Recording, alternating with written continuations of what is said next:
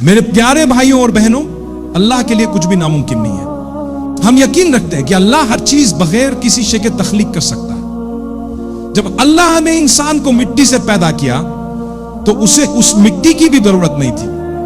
وہ چاہتا تو ہمیں کسی اور چیز سے یا بالکل کسی چیز کے بغیر بھی پیدا کر سکتا۔ حقیقت میں اللہ جب کچھ بنانا چاہتا ہے تو صرف وہ جا کہتا ہے اور وہ چیز ہو جاتی ہے۔ اللہ کی ذات عظیم ہے اور اس کی قدرت لامحدود ہے۔ ہر چیز اور ہر ایک کا مالک اللہ ہی ہے اور ہر چیز اسی کی طرف لوٹنے والی، وہی تمہارا اور میرا رب ہے۔ لوگ کہتے ہیں کہ ہم خالق پر یقین نہیں رکھتے، ہم یہ نہیں مانتے کہ کوئی معبود ہے، کوئی اعلیٰ معبود۔ ہم یہاں محض اتفاقاً موجود ہیں۔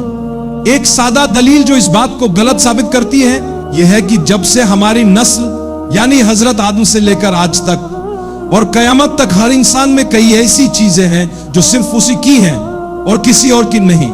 نہ تو وہ ماضی میں کبھی کسی اور میں تھی، نہ حال میں ہے اور نہ ہی مستقبل میں ہوں گی۔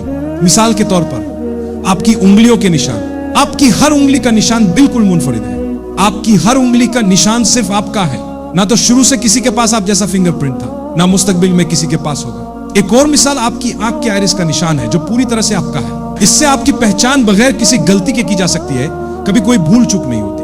اگر ہم یہاں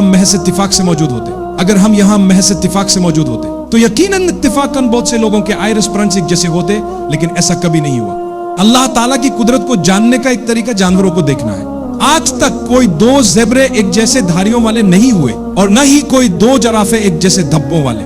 اسی طرح کوئی دو چیتے، تیندوے یا شیر ایک جیسے دھبے یا دھاریاں نہیں رکھتے۔ اللہ کی شان ہے، تمام تعریفیں اللہ ہی کے لیے ہیں جس نے ہر چیز کو بے مثال خوبصورتی اور کامل ترتیب کے ساتھ بنایا ہے۔ ہر چیز آخرکار اسی کی طرف لوٹتی ہے۔ انسان خود کو کتنا ترقی یافتہ سمجھتا ہے، مگر حقیقت تو یہ ہے کہ یہ ترقی اللہ کی تخلیق کے مقابلے میں کچھ بھی نہیں ہے۔ میرے بھائیوں اور بہنوں، اللہ ہمیں اپنے قریب لانے کے لیے جو طریقے استعمال کرتا ہے ان میں سے ایک یہ ہے کہ وہ ہمیں ایسی آزمائشوں میں ڈالتا ہے جو ہمیں نیگیٹو محسوس ہوتی ہے۔ اگر آپ دنیا کی طرف دیکھیں تو اس میں بے یقینی ہوگی۔ کیوں؟ کیونکہ اللہ چاہتا ہے کہ آپ اس کی طرف رجوع کریں۔